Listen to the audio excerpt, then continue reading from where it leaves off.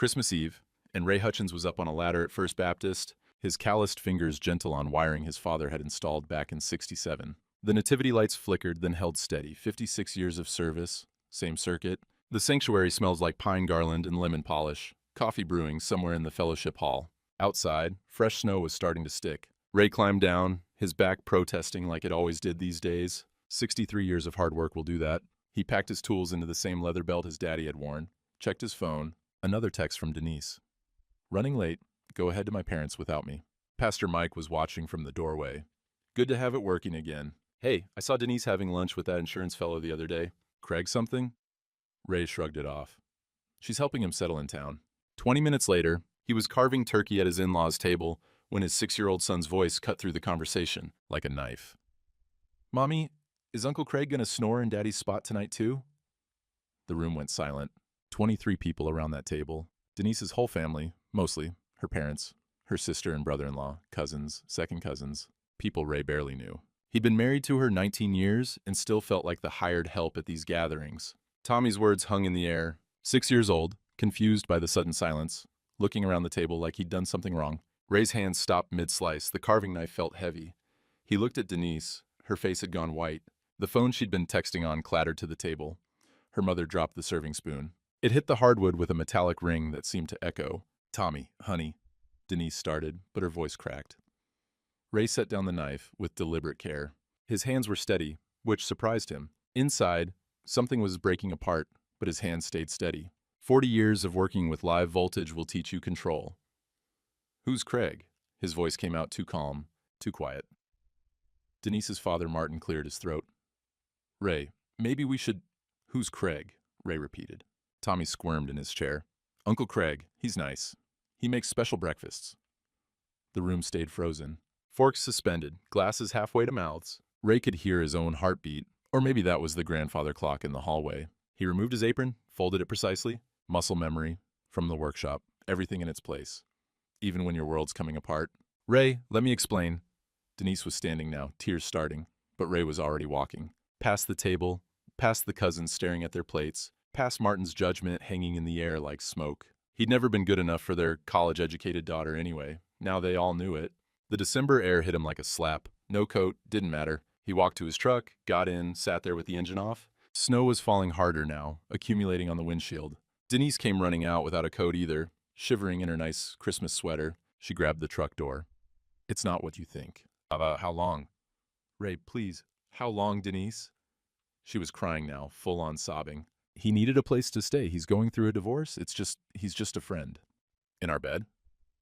Her silence was all the answer he needed. Through the window behind her, he could see Tommy's face pressed against the glass, crying. That hurt worse than anything else. His boy, scared and confused because of adult mistakes. I'm sleeping at the workshop, Ray said. Don't bring Tommy into whatever this is.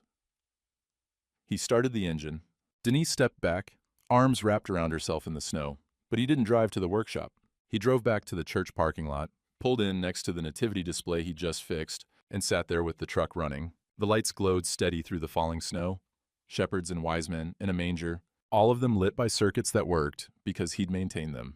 3 hours he sat there. Midnight came and went. He watched the snow pile up on the hood, watched his breath fog the windows, watched the church lights blur through ice forming on the windshield. Finally, at 2 in the morning, he drove home. The house was dark. Denise's car wasn't there, probably still at her parents'. Ray unlocked the front door and stepped inside. The smell hit him immediately. Cologne. Expensive. Not his Old Spice and workshop oil. Something sharp and wrong. Like a stranger had marked territory. He walked through the house like he was documenting an electrical fault. Systematic. Thorough. Men's razor in the bathroom. Extra toothbrush. Coffee brand he'd never bought. In the bedroom, the sheets smelled like someone else. Craig's reading glasses on the nightstand. Ray's pillow had been displaced to the couch. He opened the bedside drawer. Found a watch, Tag Heuer, maybe $400. The kind of watch insurance salesmen wear to look successful. On the dresser, their wedding photo was facing the wall. Denise had turned it around. Ray sat on the edge of the bed, his bed, in his house, and picked up the photo. 20 years ago, both of them younger, both of them smiling. He set it back down, face up this time. Then he started gathering Craig's things. Razor, toothbrush, cologne, watch. Put them all in a garbage bag. In the closet, he found Craig's leather jacket hanging where Ray's work coats should be. He checked the pockets out of habit. Found a hotel receipt. The Riverside Inn, Indianapolis. 2 nights, 6 months ago. Room service. Champagne. Ray stared at the date. That was their anniversary weekend. Denise had said she was at an educational coordinator conference in Indianapolis. The hotel was 20 minutes from their house. She'd been with Craig on their anniversary in a hotel down the road, while Ray had stayed home with Tommy and told himself marriage was about compromise and patience. Ray's hands started shaking. Not from rage, at least not just rage, from understanding. This wasn't new. This wasn't a mistake or a moment of weakness. This had been going on for months, maybe longer. And he'd been too trusting, too plain, too simple to see it. The house suddenly felt very small and very cold, and Ray realized he couldn't stay there. Not tonight. Maybe not ever again. He grabbed his father's old circuit wrench from his tool belt, the one Frank had given him in 1983 when he took over the workshop, and walked out, leaving Craig's garbage bag on the front step like the trash it was. Behind him, the house stood silent. Inside, another man's cologne still hung in the air. Tomorrow, Ray would have to figure out what came next. Tonight, all he could do was drive. Denise came back the day after Christmas. Ray heard her car in the driveway, watched her through the workshop window. She sat in the driver's seat for 10 minutes before getting out, carrying a suitcase. He met her at the door. "Can we talk?" Her eyes were red. Real tears or performed ones, he couldn't tell anymore. They sat at the kitchen table. Ray made coffee out of habit, even though it was the wrong brand now. The expensive stuff Craig liked. "It's not what you think," she started. Craig needed help. He's going through a terrible divorce. He had nowhere to go. I was just being a friend. Tommy said he snored in my spot. Tommy's 6. He got confused. Craig stayed over a few times when his apartment had issues. He slept on the couch. Ray wanted to believe her. God, he wanted to believe her. He was 63 years old. His back hurt every morning. The thought of starting over, of being alone again, felt impossible. "The hotel receipt?" he said quietly.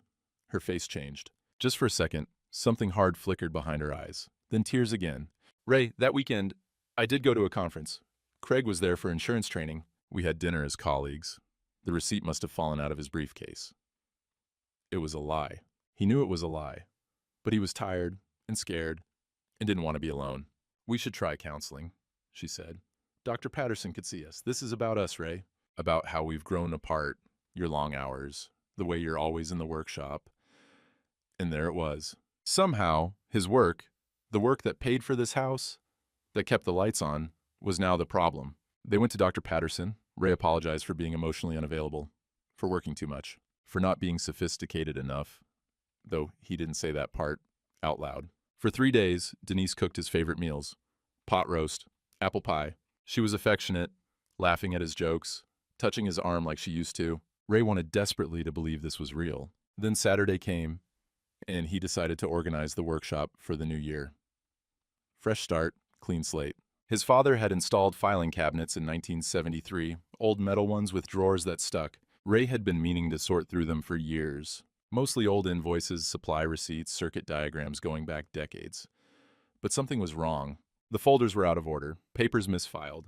Ray knew this system like he knew voltage ratings. He'd maintained it for 40 years. Someone had been going through his father's files. He found the folder marked Property Legal, shoved in the wrong drawer. Inside were documents he'd never seen, a quitclaim deed, transferring the workshop property, the land Frank Hutchins had bought in 1907, the building he'd built with his own hands, to something called Bellamy Holdings LLC. Ray's signature at the bottom, except Ray had never signed anything. The signature was close. Someone had practiced, but the loop on the R was wrong, and Ray always dotted his I with a dash, not a dot. Electrician's habit. Precision matters. The deed was dated 6 months ago, filed with the county recorder. He kept digging. Found a property appraisal from 8 months back. He'd never authorized any appraisal. Found letters from a lawyer discussing asset transfer during anticipated divorce proceedings. They'd been planning this for at least 18 months. Before the affair was just Craig needing a place to stay. Before any talk of marriage problems. They'd targeted his father's workshop from the beginning. Ray sat in the cold workshop surrounded by Frank's tools, holding papers that proved his wife had been planning to steal his legacy for a year and a half. His phone was on the workbench. Tommy's iPad next to it, the old one Tommy used for games, the one Ray kept meaning to update. He picked up the iPad, checked it for anything inappropriate, parental instinct kicking in. It was still logged into Denise's old iMessage account. Ray almost put it down, almost didn't look, but he was an electrician. When something didn't make sense, you traced the circuit until you found the fault. He opened the messages. Craig to Denise, 3 months ago, can't wait till the old electrician's out and we renovate that shithole workshop into something decent. Denise to Craig, 2 months ago. His grease monkey hands make my skin crawl. Soon. Craig. Think he suspects? Denise. No, he's too simple. Just keep playing nice. More messages. Mocking his limited education. Laughing about his plain ways. Strategic discussions about marriage counseling. Your lawyer says 6 more months of counseling makes you look cooperative for the judge. Plans to force him into a rental storage unit for his tools. To demolish his father's workshop and flip the property. A text from 18 months ago, when it all started. This will work. He's too simple to see it coming. Ray set down the iPad. His hands weren't shaking anymore. He looked around the workshop. His father's pegboard. Every tool labeled in Frank's careful handwriting. The old percolator Frank had used for 40 years. The voltage tester from Ray's first solo job in 1910. They thought he was simple. Too stupid to notice. Too plain to fight back. But Ray had spent 40 years diagnosing electrical problems. Finding what was hidden in walls, behind panels, and systems people didn't understand. And they'd left evidence everywhere, because they thought he was too dumb to look. Ray pulled out his phone, started taking pictures. Every document, every text message, every piece of evidence. He backed everything up to 3 different places. Then he sat in his father's old chair, surrounded by tools that didn't lie and circuits that worked or didn't, and realized something. He might not have their education or their words or their charm, but he had 40 years of showing up, of keeping promises, of fixing things that were broken. And he had evidence. The question was, what did he do with it? Ray came home early from a supply run on a Wednesday in mid-January. His truck needed an oil change, so he'd left it at Dutch's garage and walked the 6 blocks home. He heard Denise's voice before he reached the bedroom. On the phone, door half open.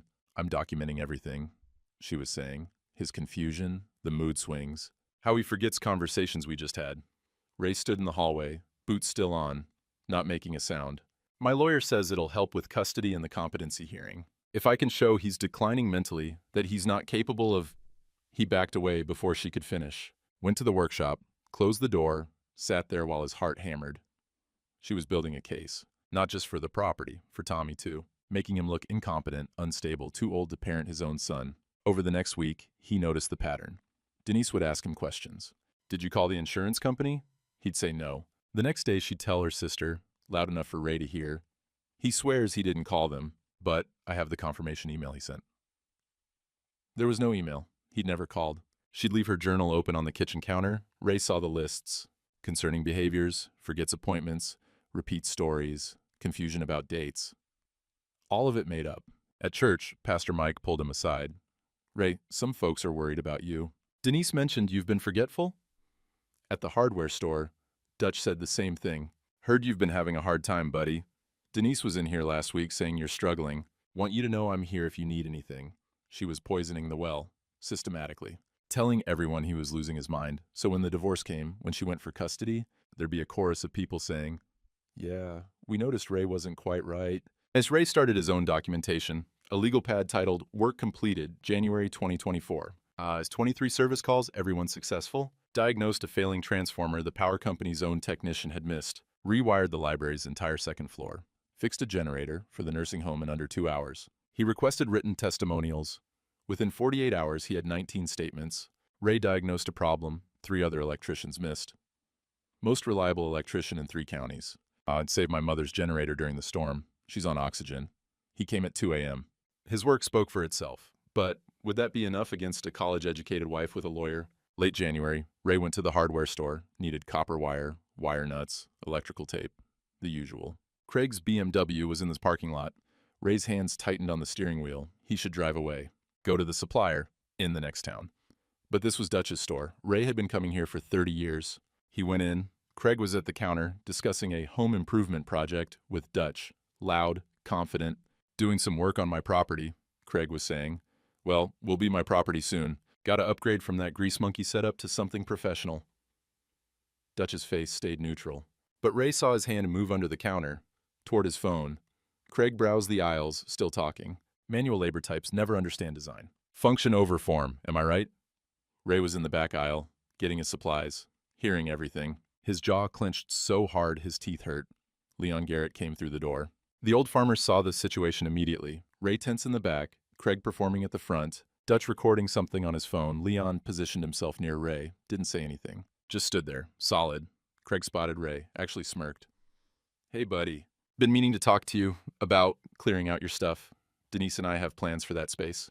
Ray turned, looked at Craig for 5 long seconds, then walked past him, paid Dutch for his supplies, and left without a word. Leon followed him out. You okay?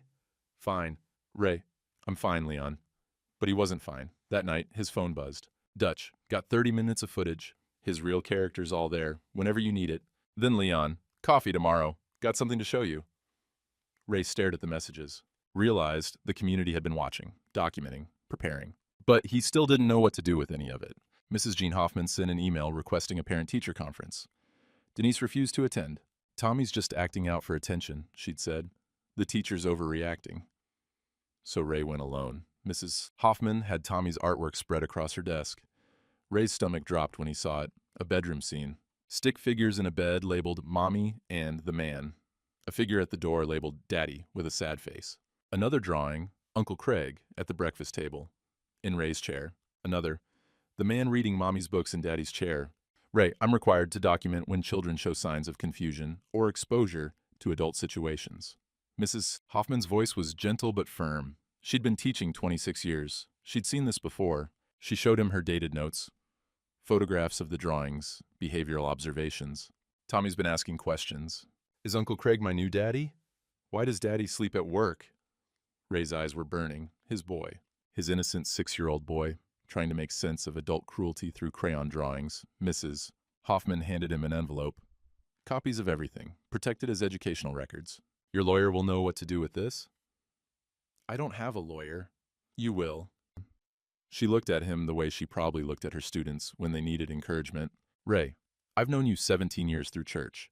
You're the most reliable man in this community. Every Christmas, those nativity lights work because you maintain them. Every service call, you show up. Don't let them make you doubt that. Ray took the envelope. His hands were shaking again. Has Denise seen these drawings? I tried to schedule a conference. She said Tommy was acting out for attention and I was overreacting. Mrs. Hoffman's mouth pressed into a thin line. She doesn't care about Tommy's well-being. She cares about her narrative. Ray left with the envelope, sat in his truck in the school parking lot.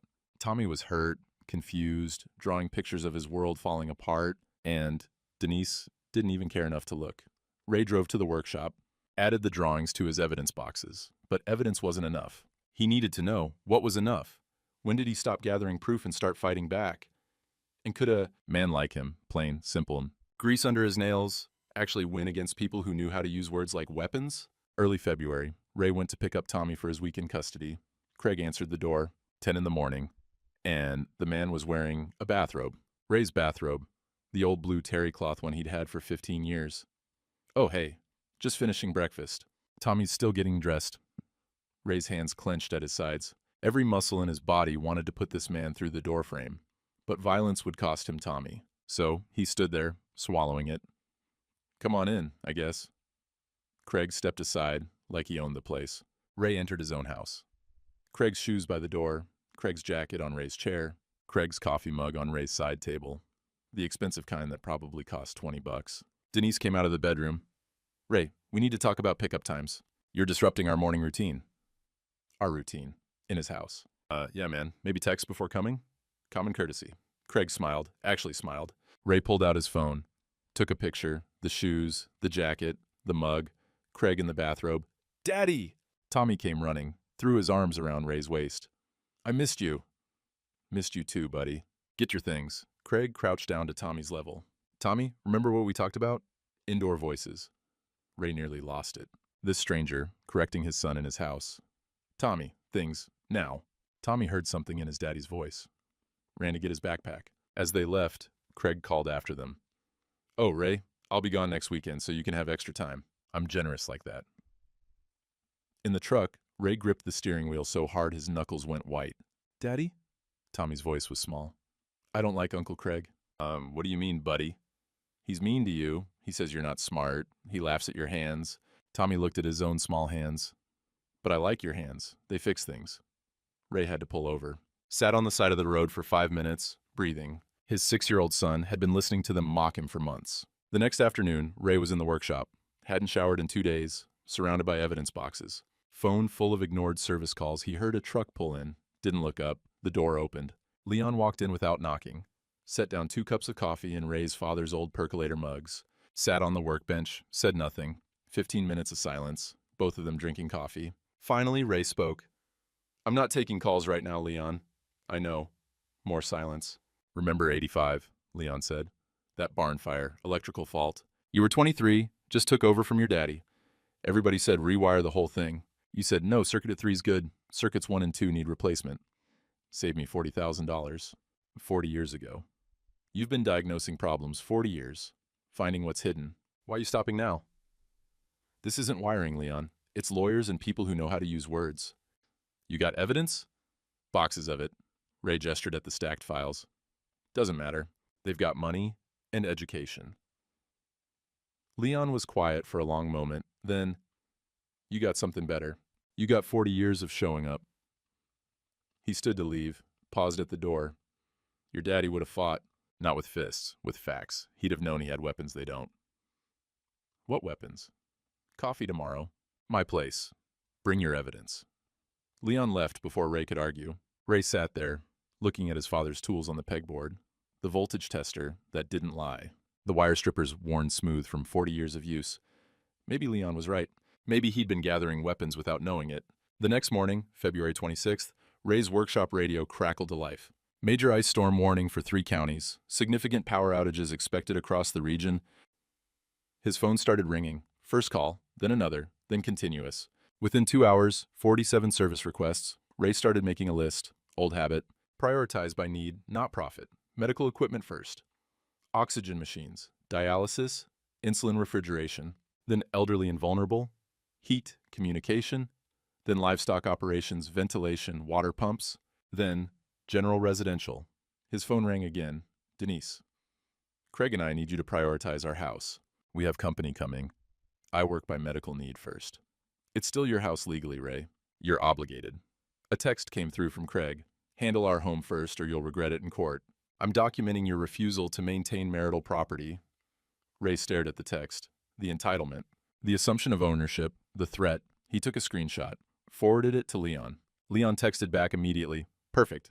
Don't respond. Let him keep talking." Then, "Rita's here. Dutch. Mrs. Hoffman. Few others. We're staging at my place for storm response. You coordinate from here." Ray, "Why your place?"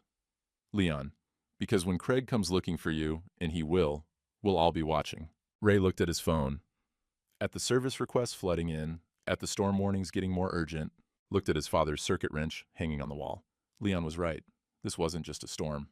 It was theater, public theater, where character got tested and truth came out. And Ray was about to find out if 40 years of showing up was enough to beat 18 months of lying. He grabbed his storm kit, generators, cables, testing equipment, everything organized the way Frank had taught him.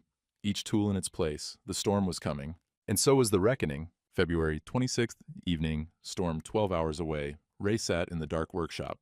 Space heater ticking in the corner, phone face down on the bench, 37 unread messages. His evidence boxes were stacked perfectly, every document organized, every photo labeled, everything a prosecutor could want, but he couldn't move. The tools on the pegboard hung in perfect order, just like his father had arranged them. Ray had maintained that system for 40 years. Everything in its place, except him. He picked up a screwdriver, set it down without using it, picked up wire strippers, set them down, started to read the forged deed again. Couldn't focus on the words he'd already memorized. The workshop clock ticked. 7 p.m., 9 p.m., 11 p.m. He hadn't eaten, hadn't moved, except to shuffle papers he'd already read 100 times. His phone kept buzzing. Service calls. Leon, Dutch, Pastor Mike. He couldn't answer, couldn't explain that he was paralyzed. That having evidence wasn't the same as knowing how to use it. They had lawyers, education, charm. They knew how to talk to judges, how to work the system, how to make themselves sound reasonable while making him sound crazy. He had grease under his nails and a high school diploma. The system wasn't built for people like him. On the wall, his father's photograph. Frank Hutchins in 1967, installing the workshop's first circuit panel. Confident hands, clear eyes, a man who knew his worth. Ray whispered to the empty workshop, "I'm sorry, Dad. I don't know how to fight them." Headlights swept the driveway. Leon's truck. Ray hadn't called him. Hadn't answered his texts. Leon came anyway. The door opened. Leon didn't knock, just walked in with 2 coffees, set them in Frank's old mugs. Sat on the workbench in the dark, didn't turn on lights, just sat. 15 minutes of silence. Both of them drinking coffee. Leon finally spoke. "Storm's coming." "I know." 47 people called you today? I know. More silence. The space heater ticked. Wind rattled the windows. You think you can't fight because they got education and you got hands. Ray nodded. Your daddy, Frank, he had same hands, same education, never stopped him from knowing his worth. Different time. System respected men like him. System don't respect nobody who don't respect themselves. Leon stood, walked to the pegboard, picked up the voltage tester. Frank knew what he was worth. You forgot. He set the tester in Ray's hands. This tester don't lie. Circuit's hot or it's not. 40 years, you've been diagnosing truth, finding what's hidden in walls, behind panels, in systems people don't understand. Ray held the tester, felt its familiar weight, the worn grip where his thumb always rested. You got evidence, you got truth. You got 40 years of people who trust you more than they trust smooth talkers. What if facts don't matter? What if they just out-talk me in court? That's why you don't fight alone. Leon headed for the door. Coffee tomorrow, my place, 6 a.m. Who else? Everybody who remembers when you fixed their generator at 2 a.m. in a blizzard. Everybody who knows the difference between a man who talks and a man who shows up. Leon left. His taillights disappeared down the driveway. Ray sat alone in the dark workshop, still holding the voltage tester. He stood, walked to a random outlet, tested it. The tester beeped. Circuit hot, 120 volts, truth in numbers. Tools didn't lie, evidence didn't lie. 40 years of showing up didn't lie. Maybe, just maybe, that was enough. Ray set down the tester, looked at his evidence boxes. His father's photograph, the tools that had never failed him. Tomorrow he'd find out if Leon was right. Tomorrow he'd see what 40 years of keeping promises was actually worth. Tonight, for the first time in weeks, he allowed himself to hope. February 27th, 5:58 a.m. Ray pulled into Leon's driveway in the dark. 6 vehicles already there. He recognized them all. Rita's sedan, Dutch's pickup, Mrs. Hoffman's Subaru, 3 others, longtime clients, farmers he'd worked with for decades. Ray's stomach knotted. He almost turned around. But Leon was already on the porch, coffee in hand, waving him in. The farmhouse kitchen was warm. Big table covered with file folders, a laptop, legal pads. Rita sat at the head with organized binders. Dutch beside her, Mrs. Hoffman. 3 farmers Ray had known since the 80s. What is this? Ray stood in the doorway. Evidence review and tactical planning. Rita gestured to an empty chair. Sit down, Ray. I don't need... Ray. Leon's voice was quiet but firm. I don't do charity. You fixed my barn wiring in '85, kept my equipment running 40 years. I pay debts. Now sit. Ray sat, felt, surrounded, overwhelmed, like he was taking up too much space. Rita opened the first binder. I'm a paralegal at County Legal Aid. I specialize in elder exploitation and custody cases. I've been reviewing your situation pro bono for 3 weeks. 3 weeks? Dad called me after he saw you sitting in your truck at the diner. 2 hours, staring at nothing. I started asking questions. She laid out a timeline. Organized, color-coded, cross-referenced. The affair timeline, the property fraud timeline, the gaslighting campaign timeline. You're not looking at simple adultery. You're looking at systematic fraud, identity theft, conspiracy to commit theft, and attempted custody manipulation. Dutch leaned forward. I got security footage. 3 separate incidents of Craig at my store. Each time, he gets more aggressive, more entitled, more openly contemptuous of manual labor types. He slid his phone across the table. 27 people saw the video before I made it private. Your character versus his. Mrs. Hoffman added her contribution. Tommy's drawings, my dated observations, documentation of his statements about Uncle Craig and questions about family structure, all protected as educational records under state law. Your wife refused a conference. I noted that too. The 3 farmers each pushed forward written testimonials. You diagnosed my grain dryer problem in 15 minutes. 3 other electricians said replace the whole thing. Cost me $2,000 instead of 20. 2 a.m., ice storm, my dairy operation losing power. You came first. Didn't even bill me for the emergency call. My mother's on oxygen. You've prioritized her generator for 8 years. Never once failed to show. Ray's eyes were burning. He hadn't known. Hadn't realized people were watching, documenting, preparing. Rita wasn't done. She slid forward a thick folder. I put out a request 3 weeks ago. Quiet. Just asked people who'd worked with you to send a few sentences about their experience. She opened the folder. Pages and pages of statements. 19 testimonials from clients. Business owners, 3 retired teachers, a county judge whose generator you fixed during last year's storm. Rita's voice softened. Ray, every single one uses words like reliable, competent, trustworthy. Nobody coached them. This is what 40 years looks like in writing. Ray tried to speak, Couldn't. Leon set a hand on his shoulder. Your wife thinks you're simple. You're not. You're strategic. Every time you showed up on time. Every fair price. Every 2 a.m. call you answered. You were building this. I was just doing my job. Exactly, Rita said. You were doing your job with integrity. They were planning fraud. Guess which one a judge respects more? She pulled out another set of documents. Legal filings, already prepared. Criminal fraud charges for the forged deed. I've worked with the county prosecutor. They're ready to file the moment we give them the signal. And she laid out another stack. Emergency custody motion. We have Tommy's drawings, my observations as mandated reporter, your documented competence, her documented refusal to engage with his trauma. Another stack. Witness affidavits. Everyone in this room, plus 12 others, all testifying to your character, your competence, your standing in this community. Ray looked around the table, at faces he'd known for years, decades, some of them. Why? His voice came out rough. Why all this? Leon answered. Because 40 years ago, you could have overcharged me on that barn rewiring. Young kid, just took over from his daddy, could have padded the bill, and I'd never known. You charged me fair. Been charging fair ever since. On Dutch. Because you're the only contractor who doesn't treat my store like a free tool library. You buy what you need, keep your account current, respect my time, Mrs. Hoffman. Because for 17 years, you've maintained our school's electrical systems. Never once asked for recognition, just did the work. The farmers nodded. One spoke. Because men like you, men who keep their word, who show up when it's hard, are getting rarer. We let them steal your daddy's workshop. We're saying that don't matter no more. Well, it matters to us. Ray had to look away. 40 years of work, and he'd thought it didn't mean anything. Thought education and charm mattered more than showing up. He'd been wrong. Rita pulled everyone back to business. Here's the strategy. 3 tracks, all running simultaneously. She ticked them off on her fingers. 1. Criminal fraud charges, filed tomorrow morning. Served during the storm. 2. Emergency custody order, filed simultaneously. Tommy's safety is non-negotiable. 3. Witness coordination. Everyone here has a role. Leon added his piece. Storm creates perfect conditions. Craig will demand service. He won't be able to help himself. Entitled men never can. He'll show his true character in front of witnesses. Where? Ray asked. Here, my farm. We stage storm response from my machine shed. Coordinate service calls, coffee, generator backup. When Craig comes, and he will, we'll all be here. I'm a Dutch. I'll document everything. My phone, my camera, all of it legal. His behavior in public space. Rita nodded. Craig's text demanding priority service. That's attempted coercion, false property claim. He'll hang himself with his own words. What if he doesn't come?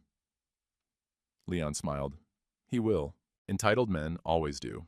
They can't help themselves when they think they're in control. And Rita laid out Ray's specific role. You coordinate storm response. Professional. Ethical. Prioritize by need, not connection. Prove your competence under pressure. Do not engage Craig verbally. Let him talk. Let witnesses observe. Your work speaks. His mouth will condemn him. Papers get served by me. Legal formality. You stay focused on the work. After confrontation, return to work. Dignity through action, not words. The group spent the next hour assigning roles. Who documents what, who witnesses what, where everyone positions themselves. Military precision applied to rural solidarity. Finally, Rita looked at Ray. One more thing. Your mother-in-law might testify for Denise. Carol hates me. Has since the wedding. Probably, but we document everything. If she lies, we prove it. If she tells truth, we use it. Either way, we're prepared. Leon stood. Storm hits tonight. 11 p.m., power goes out. By midnight, your phone will be flooded. By 6 a.m. tomorrow, Craig will be at my farm. Be ready. What do I say to him? Nothing. Your work talks. His mouth will do the rest. Ray looked around the table one more time. At people who'd shown up when he thought he was alone. Thank you, he managed. Leon shook his head. No thanks needed. This is what neighbors do, what communities do. We protect our own. Ray drove home as the sun came up. His phone was already starting to ring. Advanced service requests for the storm. He spent the day preparing, methodically, the way Frank had taught him. Storm kit, generators, cables, testing equipment, safety gear. Everything checked twice. Everything in its place. 7 p.m., the phone rang. Denise, putting Tommy on. Daddy, be safe in the storm. I love you. Love you too, buddy. See you soon. Denise's voice into the background. Don't make promises you can't keep, Ray. He hung up, jaw clenched, picked up his father's old circuit wrench, the one Frank had carried for 40 years, clipped it to his belt. The radio crackled. Ice beginning, roads deteriorating, power outages starting across the region. His phone exploded with calls. Hospitals, nursing homes, farms. Ray grabbed his keys, took one last look at the workshop, at his father's photograph, at the tools that didn't lie, at the evidence boxes that would finally see daylight. "Okay, Dad," he said quietly. "Let's see if I learned right." He headed for his truck. Storm clouds building on every horizon. Tomorrow morning, the whole county would know who Ray Hutchins really was, and who Craig Bellamy really was. The storm was here. Time to see which man's foundation could hold. 11 p.m., the power went out across 3 counties. Ray's phone lit up like Christmas. Call after call after call. Leon's machine shed had become command center, maps spread across workbenches, radio crackling with emergency reports, generator running smooth. 12 people coordinating. Farmers, business owners, Dutch with his cameras, Rita with her legal pads. Ray took calls methodically. Location, problem, medical need level. First priority, Mrs. Henderson, 90 years old. Oxygen machine failing. Ray drove through ice-slicked roads to her house. The whole county looked like glass. Tree branches glazed and bending, power lines down everywhere. He got her generator running in 20 minutes, tested the oxygen machine, held steady. "You're an angel, Ray," Mrs. Henderson said, hands shaking. "Just doing my job, ma'am." Back to Leon's farm. Next call, dialysis patient in the next county. Then a dairy operation losing refrigeration. Then the nursing home's backup generator failing. Ray worked through the night, methodical, professional. Every decision based on need, not profit. Throughout the night, Denise called. First call, midnight. "When can you get to our house? It's getting cold." "I've got medical emergencies. You've got a fireplace." Second call, 2 a.m. "Ray, this is still your property. You're legally obligated to maintain it." "I'm maintaining oxygen machines and dialysis equipment." "You'll wait." Third call, 4 a.m. "Craig says you're doing this on purpose, neglecting marital assets. He's documenting everything." Ray hung up. By 6 a.m., he'd restored power to the nursing home, 4 elderly residents living alone, 3 farms with livestock, and 2 medical equipment dependents. He was exhausted, covered in ice, but satisfied. He pulled back into Leon's farm. The community had coffee going, food laid out, people coordinating the next wave of calls. 47 requests, Leon said, handing Ray coffee. "You've handled 31. All the critical ones. Your daddy would be proud." Ray was working on Leon's backup generator, routine maintenance while he caught his breath, when he heard it, a vehicle coming too fast for the conditions. Craig's BMW fishtailed into the driveway, nearly hitting Leon's fence. The engine kept running. Door flew open before the car even stopped. Craig got out wearing an expensive wool coat and dress shoes, completely wrong for the conditions. He took 2 steps and nearly fell on the ice. "What the hell, Ray?" His face was red, voice already raised, hair messed up. Probably first time Ray had seen him look anything less than perfect. 12 witnesses in and around the machine shed, Dutch's camera already recording. Leon, standing at the shed entrance, arms crossed. Ray kept working on the generator, didn't look up. Craig approached, slipping on ice, catching himself. "I've been calling for 8 hours. You ignored our house." Ray tightened a bolt, calm, steady. "I'm talking to you." Craig's voice went higher. "You're legally obligated to maintain marital property." Ray still didn't look up, just kept working. Hands steady. Craig grabbed Ray's shoulder, spun him around. "Answer me, you ignorant." Leon stepped forward. "Remove your hand." Craig turned on him. This doesn't concern you, old man. You're on my property, making demands during a community emergency." Leon's voice stayed level, quiet, more dangerous that way. "Everybody here's been up all night handling actual problems. You're screaming about residential comfort."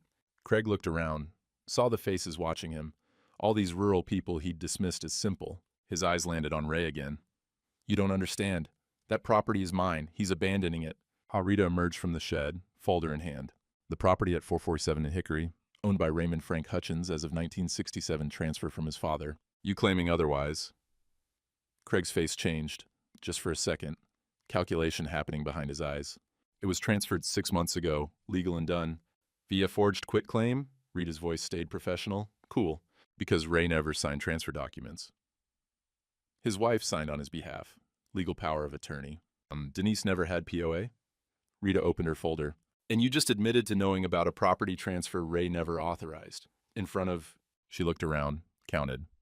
12 witnesses, all recording dates and statements, some recording video. Craig's face went white, then red, realization hitting him. "This is entrapment, and this is you showing who you are when you can't get your way."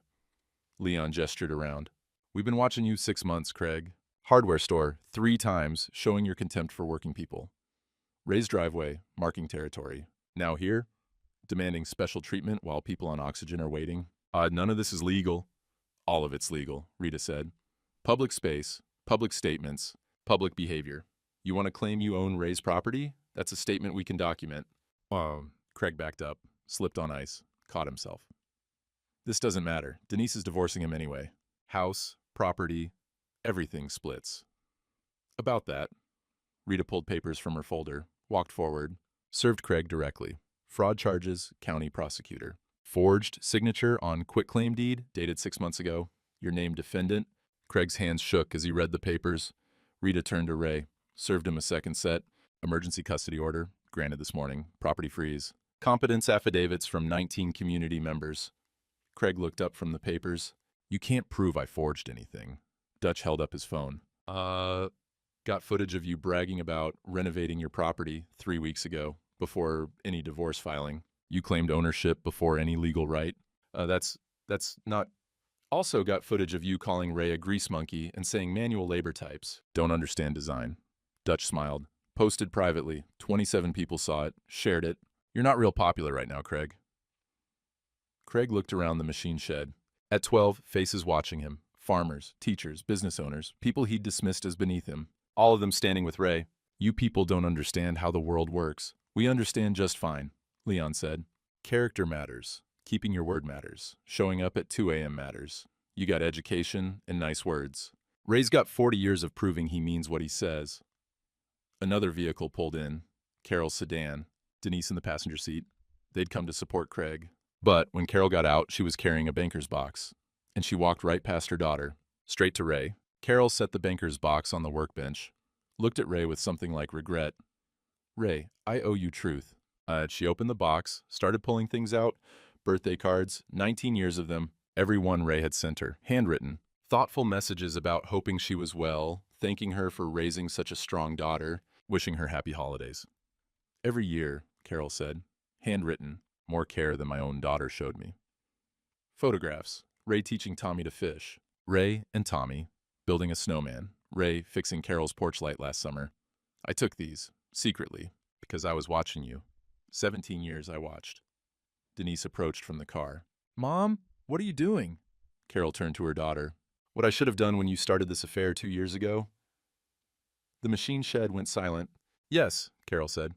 I knew. 2 years, not 18 months. 2 full years you've been planning this. Denise's face went white. Carol pulled out a notarized statement. I stayed quiet. Family loyalty. But watching Ray these past weeks, she looked at him. His dignity, his silence, while you two mocked him. She turned to the witnesses. My daughter's been planning this since 6 months into her marriage. She told me over wine one night. Said she'd married security but deserved better. Wood said Ray was limited and she'd made a mistake. Mom, I told myself it was cold feet. Marriage adjustment. I stayed quiet because you're my daughter. Carol's voice cracked. But you targeted his father's workshop. You forged his signature.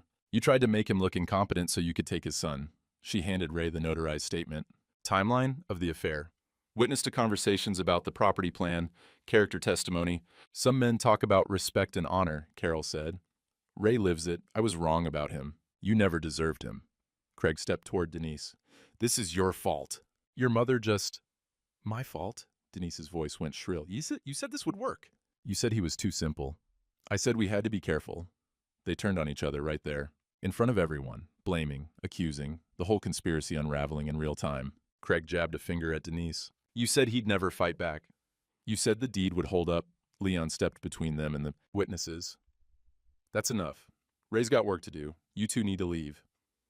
Craig looked around one more time, at the faces watching him with disgust, at Rita holding legal papers, at Dutch still recording. This isn't over, he said, but his voice shook. He ran to his BMW, nearly fell on the ice again getting in. The car fishtailed backing out, engine screaming, gone. Denise stood alone in the driveway, no coat, shivering, looking at her mother. Mom, please. Go home, Denise, to my house. Your house is his now, as it should be. Denise got in her car, sat there for a long moment, then drove away. Leon turned to Ray. Generator's done. You got 6 more calls waiting. Medical priorities. Ray nodded, loaded his equipment, drove past Denise's car without looking. Work to do. People depending on him. Leon called after the group. Man's work speaks, always has. Ray finished the last service call at 8 p.m. 16 more over 12 hours. His back screamed. His hands were raw from cold. But every light he'd restored meant someone safe, someone warm. He drove back to Leon's farm. People were still there. Coffee, food, debriefing. Rita updated him. Craig left 3 voicemails for his lawyer, panicked. Denise showed up at the county clerk, demanding to see filed documents. Both served with restraining orders.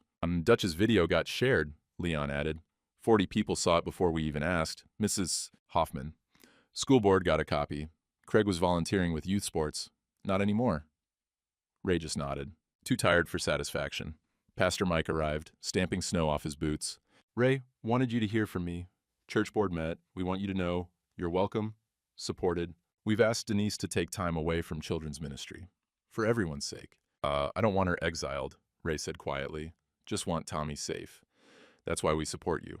No vengeance, just protection. Pastor Mike put a hand on Ray's shoulder. That's character, Ray. Rosie from the diner brought food. On the house, like always. They treated him normally. Not like a scandal victim, not with pity, with respect. Ray realized they'd always respected him. He'd just been too busy doubting himself to notice. February 28th, evening. Ray and Tommy at the kitchen table. The house felt different, lighter.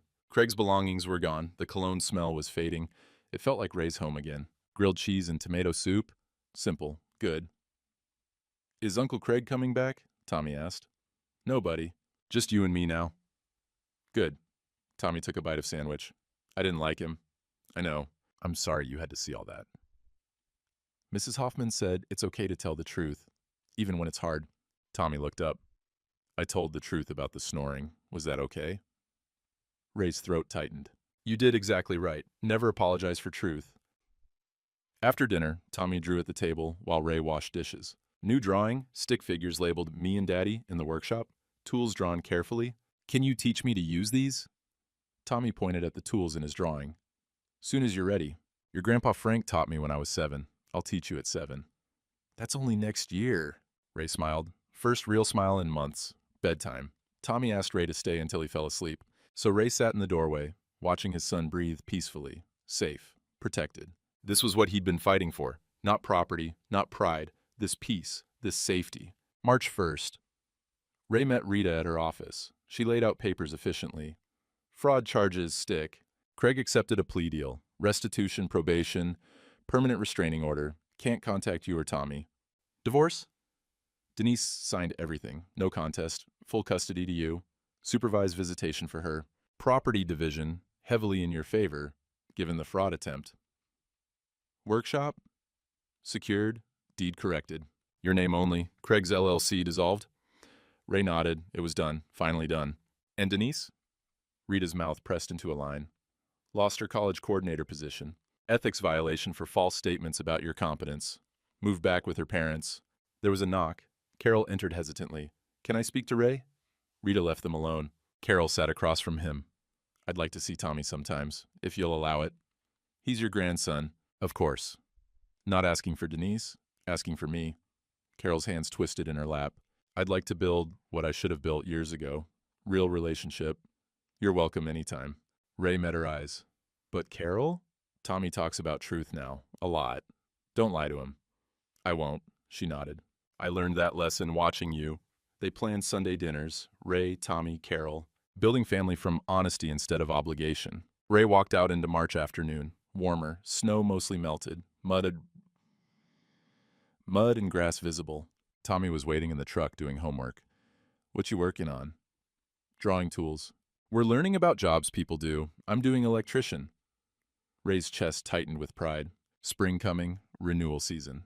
His phone rang. Pastor Mike. Ray, church board has a proposal. Can you come by tomorrow? About what? Complete electrical system upgrade. Every circuit, every panel. Your father installed the original in 1967. Seems right you bring it into 2024. 6-month project if you're interested. Ray looked at Tommy's drawing, tools carefully labeled. Can it wait till summer? I have a teaching project starting then. Pastor Mike laughed. Tommy? Kid's got questions. Time I gave him answers like my daddy gave me. Summer's perfect. We'll plan around you. Ray hung up, started the truck. Tommy looked over. Daddy, are we okay now? Ray thought about it, really thought about it. They'd lost things. The marriage was gone. Trust had been shattered. Some scars wouldn't heal, but Tommy was safe. The workshop was secure. The community stood with them. And summer would bring teaching, legacy, continuity. Yeah, buddy, Ray said. We're okay now. Tommy smiled, went back to his drawing. Ray drove home as the sun set. Spring evening, warmth returning. Everything that needed fixing was finally getting fixed. One circuit at a time. Late March, Saturday morning at the hardware store. Ray and Tommy browsing wire gauges. Tommy touching everything, asking questions about every tool. Why is this one red and that one black? Hot and neutral, I'll teach you. Dutch came over with the connectors Ray needed. Ray, got those 3/4 inch you called about. Tommy wandered down the tool aisle, small hands running over everything within reach. A farmer Ray had worked with for 20 years stopped by. Ray, generator's making a funny noise. You got time next week? Tuesday work? Perfect. No one mentioned the scandal, no awkward silences, no pity in their eyes. Just normal, like always. They headed to Rosie's diner for lunch. Weekly ritual resumed. The waitress brought menus. Usual? Apple pie after? Tommy looked up hopefully. Can I have pie too? Half slice, Ray said. Growing boys need room for dinner. Carol arrived 5 minutes later. She'd been joining them for lunch the past few weeks. Slow, careful, building something real. She brought Tommy a book about electrical circuits. Kid level, but accurate. Thought you might like this? Tommy's eyes lit up. It has diagrams. Carol smiled, looked at Ray. He gets that from you, that focus. Gets it from his grandpa Frank, more like. They ate and talked. School, weather, the church project starting in summer. Easy conversation, no tension, no hidden agendas. Just family, the kind you build by choice. Afternoon, in the workshop. Tommy watching Ray repair a generator, standing close, asking constant questions. Why's that wire blue? Neutral, completes the circuit, let me show you. Ray pulled out a simple diagram, drew the current flow. Tommy absorbed every word. When you're 7, we'll start real lessons. That's only in June. I know, Ray smiled. Your grandpa started teaching me at 7, same tradition. The church committee stopped by that evening. Pastor Mike and 3 board members. Tommy drew at the workbench while adults talked. 6-month timeline work for you, Ray, starting July? Make it late July. Got teaching to do first. The committee looked confused. Ray nodded toward Tommy. He turned 7 in June. Time for real lessons. Once he's got basics, we'll tackle the church together. Pastor Mike's face softened. Understanding. Your father would be proud, Ray. Doing what he taught me. Show up, keep promises, pass it on. That's why he'd be proud. June came warm and bright. Tommy's 7th birthday was a small affair. Just Ray, Tommy, and Carol at the house. Cake, presents, laughter. Ray brought out a package wrapped in newspaper. Tommy tore it open. A tool belt, child-sized. Ray had made it himself in the workshop, working late nights, getting the fit right. Tommy's mouth fell open. For me? For learning. Electrician takes care of his tools. Tools take care of him? Tommy put it on immediately. Adjusted the belt like he'd seen Ray do 1,000 times. Stood straighter. Can we start now? Ray laughed. Tomorrow, buddy. Tomorrow. July 4th weekend, Saturday morning. Workshop warm with summer sun through the windows. Ray set up the first lesson. Simple circuit. Battery, switch, light bulb. First thing you learn, testing. Never assume. Always test. He demonstrated with the multimeter. Red probe, black probe. Numbers appearing on the screen. Red to hot, black to neutral. What's it say? Tommy squinted. 120. 120 volts. That's residential standard. Perfect reading. Ray guided Tommy's hands, small fingers wrapped around the probes, Ray's hands steadying them. My daddy taught me this exact lesson. 1967, I was 7 like you. Same tool even. Ray showed Tommy the old voltage tester. This was Grandpa Frank's. 40 years I've used it. Someday, it'll be yours. Tommy held it like it was made of glass. I'll take care of it. I know you will. They moved to wire stripping. Proper angle. Right pressure. Tommy's first few tries were clumsy. Ray showed him again. Patient. Like Frank had been patient with him. Never work live unless you have to. Test twice. Trust the tool, not your assumptions. Test twice, Tommy repeated. Good. Now let's wire a simple switch.